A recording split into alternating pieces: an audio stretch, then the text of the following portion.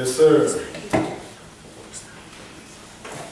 First and foremost, we always like to praise and honor to the God of Israel, of our forefathers, Abraham, Isaac, and Jacob. Tonight, or this evening, is the first day of the Feast of Tabernacles.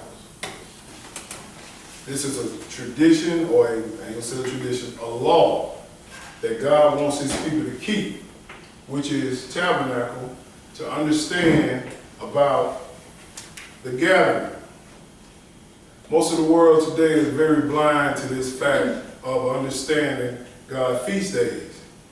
These holy days were not done away in the Old Testament. These holy days were not done away in no Testament, even the New. They still keep them, but you got to have a keen eye and some understanding to see them. But the pastor today took away that part of the book and tell you that we're a New Testament church. I got one thing to tell you, that there's nothing in this Bible that was new in the New Testament. Nothing. Everything is repeated. Everything. It's just a testimony of the Old Testament. That's right. And tonight, we're dealing with the Feast of Tabernacles to understand God's plan. If you got a grasp on Leviticus chapter 23 and what God is doing through his holy days, you understand the plan of God. You understand the blueprint. You understand what we must do in keeping these holy days, and we have instructions in these holy days.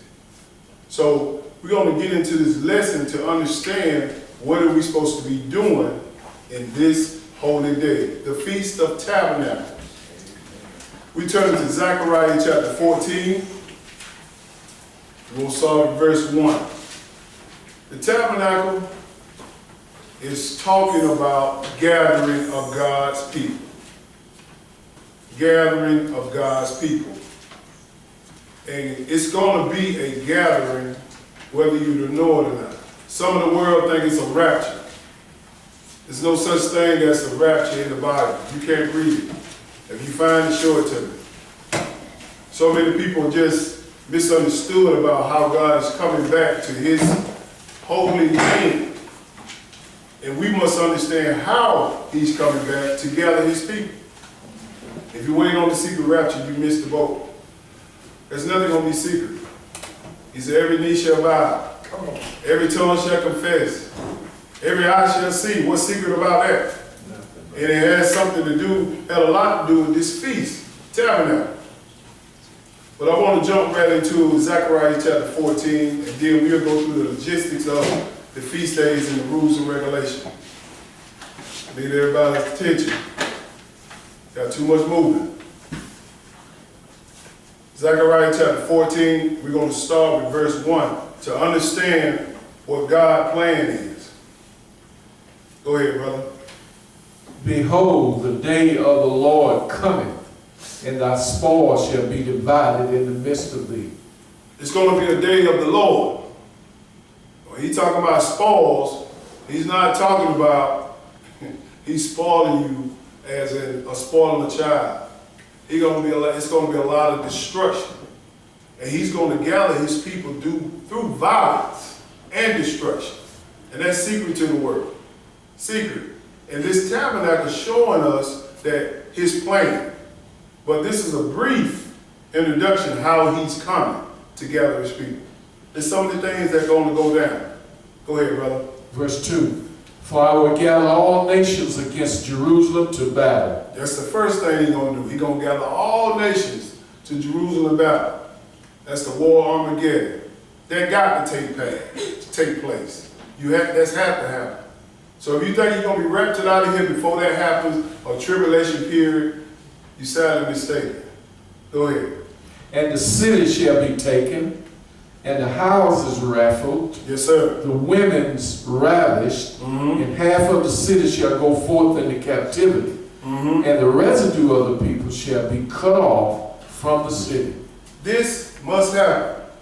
He said the houses shall be rifled, meaning there's going to be a whole lot of war, shooting, destruction. He said the women It's going to be ravished. The Bible uses a very broad term. That's talking about rape in this day.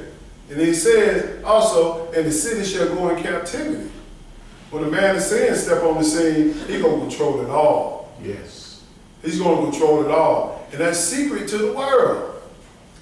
But these feast days, these holy days, these high days, these Sabbaths, whichever way you want to put it, gives you a jump on what's going to happen so you can be in the right place at the right time. That's right.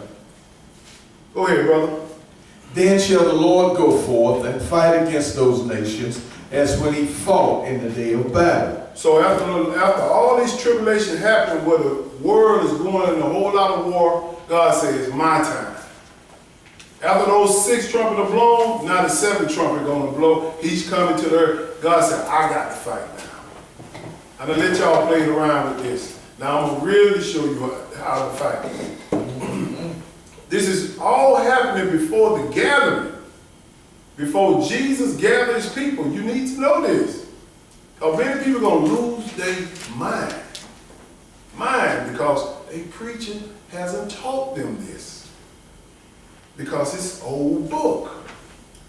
But preacher, you can go in Revelation, it's new book in that too. So jump down to verse 8. The Lord got to possess this land. He going to possess it with violence and destruction. He going to bring it to the knees. And you know he going to be King of kings and Lord of lords. Go ahead.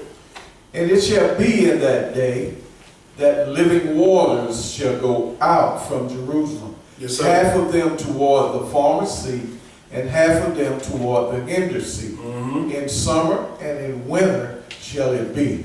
After God bring his word to his knees and destroy this whole Gentile dynasty, he said, I'm going to clean it up. You're going to have fresh water to drink. Everything, you look at the world today, water is so polluted. Because the man have destroyed this land. But he said, I'm going to give you fresh water. Then what's going to happen? Go ahead. Verse 9. And the Lord shall be king over all the earth. Wait a minute. I thought he was going to be king over heaven. No. Earth. He's going to be king over earth. Yes. Not in heaven. That's the Father's kingdom up there. Jesus got to reign 1,000 years upon the earth. Then the Father's coming back down in Revelation chapter 21. He's going to reign here. That goes by the Sunday church like a bullet. They don't understand. Jesus got to reign on this earth on David's throne for 1,000 years. And he's going to gather his people to him. Go ahead, brother. In that day shall there be one Lord. Yes, sir. And his name one. And we know who that one Lord is. Jesus. Now, something going to take place after he brings this earth to his knees. He's going to have us doing a feast. The first thing he's going to do. Jump down to verse 16. Let me show you. These feast days are going to work all the way into his kingdom. If you're not doing it now, how do you expect to get in this kingdom? This talking about when Jesus is on the earth as king. Come on. He never saw this king. He said his king coming up in this 1,000-year millennium period. Verse 16, go ahead. And it shall come to pass that everyone that is left of all the nations which came against Jerusalem shall even go up from year to year to worship the king. Yes, sir. Hold up. He said everyone is left. Left. That means the ones he didn't destroy. What are they going to be doing? Go ahead. The Lord of hosts, and to keep the Feast of Tabernacles. Keep what? The Feast of Tabernacles. The same thing we're doing today. This is the first feast that Jesus is going to say, come up and keep. Why your pastor ain't teaching you this? Why you teaching this? How you going to say you're going to reign with Jesus in Jerusalem on David's throne with him, and you ain't keeping this? You can't. But guess what? You're going to have a little pity. Go ahead. And it shall be that whoso will not come up of all the families of the earth unto Jerusalem to worship the King, the Lord of hosts, even upon them shall be no rain. He said, if you don't come up, there are going to be some people still rebelling against this feast day in his reign. upon this earth. If you don't come up, it won't rain. Folks say, man, that ain't very. If it don't rain, you can't drink water. If it don't rain, your animals can't eat. If it don't rain, the grass, your vegetation can't grow. Then stuff start dying. Rain is very important. Very. But he's saying, this Feast of Tabernacles, if you don't come up and take part of this feast, it's not going to be no rain. What else going to happen?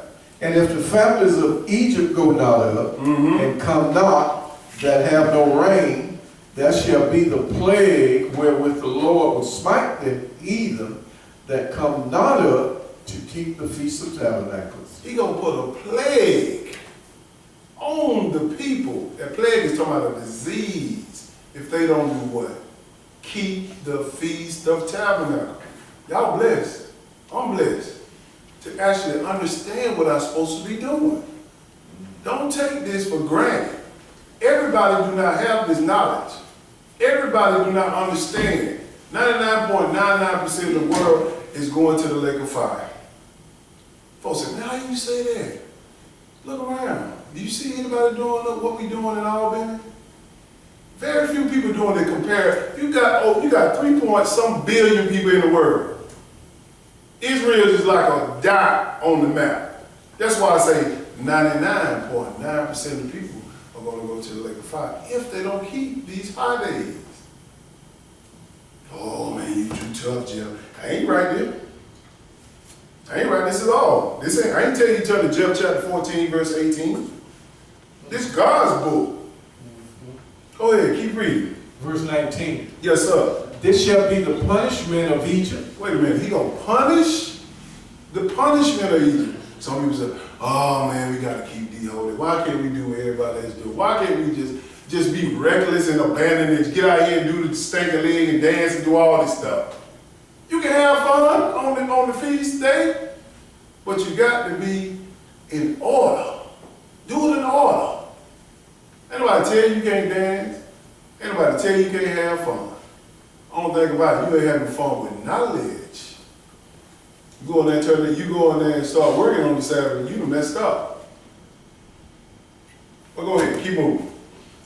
This shall be the punishment of Egypt and the punishment of all nations that come not up to keep the Feast of Tabernacles. God said to Egypt and all nations. What else left? What's left? Everybody got to take part. Oh, just them the Jews feed, they got to do it. What did that just say? All nations. Yes. Because Jesus is king upon this earth. King. You have to take part of the Feast of Tabernacles. Even though this is written in the Old Testament, this is a future prophecy. This hasn't happened yet. So we get a jump on it and follow these laws so Jesus can look down and say, okay, go get them because they are keeping the feast. Period. Now let's go to Leviticus chapter 23 and understand why we're here. Leviticus chapter 23 and 1. Just understand it. We're going to eat some food after we get through with this spiritual food. There you go. Leviticus chapter 23 and verse 1. You got to understand why we're doing stuff. I don't have it here. You're not following me. You follow the book. You follow the book. That's it. Verse 1. Go ahead. And the Lord spake unto Moses, saying, Speak unto the children of Israel, and say unto them concerning the feast of the Lord, Yes, sir. which ye shall proclaim to be holy convocations. Even these are my feasts. He said we must have a holy convocation, a gathering. That's what a convocation is. We gather together. That's what the Feast of Tabernacles about. Jesus is going to gather his people up. He's going to take them with him. But if you ain't taking part in the feast, how he going to gather you? If I hire you to do a job and I tell you to study this book to understand how to do the job, you don't study the book, how am I going to hire you? How am I going to hire you? I can't. I said, brother, did you study this? I don't know what you're talking about. Well, I got to go to the next man. I got to go to the next man. That's how Jesus said, I got to go to the one to understand. He got to hire you. He giving us an opportunity here. He said, speak to the children of Israel about the feast, stuff that's blind to the world. Go ahead. Verse 3. 6 days shall work be done, but the seventh day is the Sabbath of rest. That's the weekly Sabbath. That's why we hold on the seventh day of the week, Saturday, as the word says. We have a holy convocation on it. That's a feast day. Go ahead. And holy convocation. Ye shall do no work therein. It is the Sabbath of the Lord in all your dwellings. So you keep the Sabbath any, everywhere that you are. All your dwellings, what's left? Nothing. If you're in Peru, if you're in Russia, if you're in Vietnam, keep it. Go ahead. These are the feasts of the Lord. Wait a minute. These are the feasts of the Jews. Of the Lord. No, they say y'all follow them Jews. Y'all Jewish. There's no such thing as Jewish. Anyway, it's Judah, where our Lord and Savior came from the tribe of Judah. Got me messed up. Judah. Go ahead, brother. These are the feasts of the Lord. Yes, sir. Even holy convocations, which ye shall proclaim in their season. It's a season for it. I can't just come up and say, well, okay, we're going to have a Feast of Tabernacles today. What's the day? September what? 24th. No, we're going to do it on 24th. We're going to do it on 26th. God has a calendar. Leviticus chapter 23 is the calendar. He got dates and times you're supposed to do stuff. If you understand how God runs his calendar, you find the first spring moon in spring, and you count 14 days from that spring moon. That's how we come up with the Passover. Then the 14th day of that Passover, we take the bread and the wine. Then the 15th day, we have a feast on unleavened bread. Then the 21st day, we have the next day of feast on unleavened bread. Then we keep going on and on and on. Now we're here to the Feast of Tabernacles in the 7th month. But the world don't know nothing about this. They still keeping Christmas and thinking December 25th is Jesus' birthday. You feeling with that? Yes, sir. Jump down to verse 33. Let's see why we're here. Verse 33. This is why we're here. Go ahead, brother. And the Lord spake unto Moses, saying, Speak unto the children of Israel, saying, the 15th day of this 7th month. Wait a minute. God got dates in here? Why they ain't told us about the dates in Leviticus chapter 23? This is the calendar. The 5th, he very discreet on how he telling you to come together. The 15th day of the 7th month. If you go by the Gregorian calendar, this is what, 10th month or 9th month? Yeah, 9th month. Yeah, but in the Hebrew calendar, this is 7th month. 7th month, exactly. This is what you got to understand. We got to be in the world, but not of the world. We understanding this. The 15th day of the what month? 7th month. Go ahead. The 7th month shall be the Feast of Tabernacles for 7 days unto the Lord. Yes, sir. This is why we're here. 7 days is for the Lord, for the Feast of Tabernacles. Go ahead. On the first day shall be an holy convocation. So we follow that. We follow that. The first day, which is starting in the evening, today, then it's going to end tomorrow evening. We're going to make sure we celebrate that. The first day, have a holy convocation. Convocation is a gathering. And we discussing why we here. What other instruction we have? We got to do. Go ahead. Ye shall do no servile work therein. So you cannot go to your job and punch the clock and say, I'm going to work on that day even though I know. You can't do it. Now, some of us the first time hearing this, hey, just work it out. Work it out. He said, you should do no servile work. What else? 7 days ye shall offer an offering made by fire unto the Lord. On the 8th day shall be an holy convocation unto you, and ye shall offer an offering made by fire unto the Lord. It is a solemn assembly, and ye shall do no servile work therein. So we coming back next week. We're going to do the same thing for the 8th day. He said there shall be a solemn assembly. And they said, oh, Jim, why y'all got nothing offered up by fire? If you read Hebrews chapter 10, he tell you that Christ is the supreme sacrifice. Yes. You just plug Christ in right there, offered by fire. He said, I'm the supreme sacrifice. I'm the last sacrifice that you will have. Period. These days have significant time. You got to understand why he's doing this. Because he's going to gather us, the ones that know. Jump down to verse 39. Go ahead. Also in the 15th day of the 7th month, when ye have gathered in the fruit of the land, Yes, sir. ye shall keep a feast unto the Lord 7 days. Mm-hmm. On the first day shall be a Sabbath, and on the 8th day shall be a Sabbath. Very discreet on days. Go ahead. And ye shall take you on the first day, and ye shall take you on the first day the boughs of goodly trees, Uh-huh. branches of palm trees, Yes, sir. and the boughs of thick trees, Yes, and sir. willows of a brook.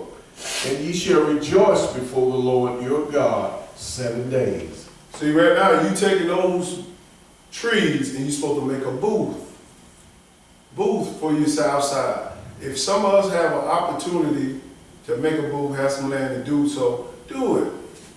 Or set you up a temporary booth wherever you at. Just go out there and get up under it. I'm gonna set my booth up tomorrow so I can get up under it.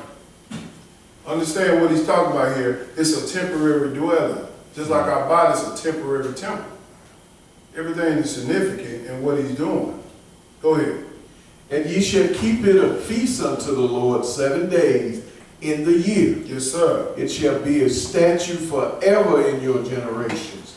Ye shall celebrate it in the 7th month. What is a statute forever? As long as an Israelite here, it's still got to go on. It's perpetual. Go ahead. Ye shall dwell in booths 7 days. All that are Israelites born shall dwell in booths. This is what he want to do for us to dwell in booths for 7 days. If you have build a booth, it don't matter. Like I say, when we first started doing this, I went and got a utility building, but now I'm gonna set up me a tent. I'm gonna try to get them branches and everything, just to try to do it and get better each year. Just try to do it. That's all we're doing. Just try it. Show God that you're trying. He said for 7 days, go out there and sit up on it, read, understand what the word of God. Hey, try to do it. I can only give you the instruction. That's what I'm doing. Go ahead. 43. That your generations may know that I made the children of Israel to dwell in booths, when I brought them out of the land of Egypt. I am the Lord your God. So when they see that booth, they're like, okay, they understand what Israel was, which is in Egypt at the time, under Pharaoh, under 400 years worth of slavery. They carrying out the same thing that God told Israel in the wilderness. When he brought them from Pharaoh's house to the wilderness for 40 years. They dwell in booths. Now let's go to Exodus. Read that last one. And Moses declared unto the children of Israel the feast of the Lord. These are all God's feasts. You want to get familiar with them? Leviticus chapter 23, where is that? Let's go to Exodus chapter 23. Exodus 23, we'll start at verse 14. One book back, so we understand. It's another place in the Bible also. This feast is all about gathering. Verse 14, Exodus 23 and verse 14. Go ahead. 3 times thou shalt keep a feast unto me in the year. 3 times. One of those feasts. Go ahead. Thou shalt keep the feast of unleavened bread. Thou shalt eat unleavened bread 7 days, as I commanded thee. Yes, sir. We done that one already. We kept the feast on unleavened bread. We ate unleavened bread for 7 days. We eat bread with yeast in it. We understand. Bread with yeast in it signifies sin. So God said, I want you to purge. I want this to be a symbol to you. Don't eat bread with yeast in it, symbolizing yeast, without yeast, excuse me. So you will know what he's talking about bread, unleavened bread. Go ahead. In the time appointed of the month Abib, for in it thou camest out from Egypt, and none shall appear before me empty. This is the time. This is the very first month, Abib. It's happening in the spring, either April or May. He said, you shall not appear before him empty. That means that everybody got to bring something to help or to give money to help out. That's a commandment. 3 times. Go ahead. The feast of harvest. The feast of harvest, that's Pentecost. The first fruit of thy labors, which thou hast sown in the field. Yes, sir. And the feast of ingathering, which is in the end of the year, when thou hast gathered in thy labors out of the field. This is the Feast of Ingathering. That's another name for a Feast of Tabernacles. Yes. The gathering. God said, look, y'all gather y'all stuff out the fields. This is the same way I'm going to gather you out this world. Amen. Same exact way. Everything symbolizes what Jesus is going to do to this world. He said, I'm written in what? The volume of the book. If you got some understanding. Go ahead. 3 times in the year, all thy males shall appear before the Lord God. You got to make sure you come up with them. Let's go to Revelation chapter 5 and verse 1. Let's see. Let's show you who is going to gather us. Revelation 5 and verse 1. Let's see, speed this up, man. We got to eat. When I'm talking too much. No, sir. This is the Feast of Tabernacles, or the Feast of Ingathering. These days, God wants you to remember, because when He looks down here and tell the angel, go out and mark the ones that sigh and cry for all the abomination, and make sure you put a mark on them so I can know not to kill them in this day. They're my children. Don't mess with them. So He looking where? He ain't just looking on your body. He's looking in your brain. See, a lot of people be with you, but they ain't with you. They just here in body. But they ain't here in spirit. They mind. They just here in body. Revelation chapter 5 and verse 1. Let's see who's going to gather us. Go ahead. And I saw in the right hand of him that sat on the throne a book written within and on the backside, sealed with 7 seals. This is John seeing the Father on the throne with a book. It was sealed. The same book that sealed it, the one you got in your hand. But he couldn't find nobody clean enough to open it. Go ahead. And I saw a strong angel proclaiming with a loud voice, who is worthy to open the book and to loose the seals thereof? You got seals in this book. Seals, those 7 seals we dealt with in the memorial of blowing the trumpets. Those 7 trumpets got to blow. There are 7 seals. Each one of the trumpet blow, there's a destruction come behind it. All of this have to happen before Christ gather us. But the world don't know this. They said, we're going to be raptured out of here before we get in the book of Revelation. How dumb can you? Well, how misinformed you can be. Go ahead. Verse 3. And no man in heaven, nor in earth, neither under the earth, was able to open the book, neither to look thereon. When he said no man in heaven, no man has ever been to heaven, will ever go to heaven. People got to understand this. You got 3 heavens. One of them you standing on. The second one is in for the stars and moon. And the 3rd heaven was God is and his holy angels and Jesus is. When he told Elijah he would call up in heaven, he went up into the 2nd heaven under the chains of darkness. Understand that. Well, everywhere the Bible say heaven don't mean that 3rd heaven. You got to understand which heaven it's talking about. That's right. No man that is in heaven come. No man is ever going to heaven. Go ahead. And I wept much, because no man was found worthy to open and to read the book, neither to look thereon. Go ahead. And one of the elders said unto me, weep not, behold, the Lion of the tribe of Judah, yes, the root of David, has prevailed to open the book and to loose the 7 seals. He got to loose those 7 seals and open the book. Put stuff in order. Have it carried out. Now let's find out who this root and offspring of David. Let's go to Revelation chapter 22. Because he's the one that's going to gather you. Us, excuse me. Revelation chapter 22 and verse 16. Let's see who this is. Revelation chapter 22, verse 16. Go ahead, brother. Jesus has sent mine angel to testify unto these things in the churches. I am the root and the offspring of David, and the bright and morning star. So you know who this is. The Lion of Judah, the root of David. That's Jesus. He's going to gather. Come on. Let's look at it in the Old Testament. Let's go to Genesis chapter 49. It's all over the book. Genesis 49. This feast is very important.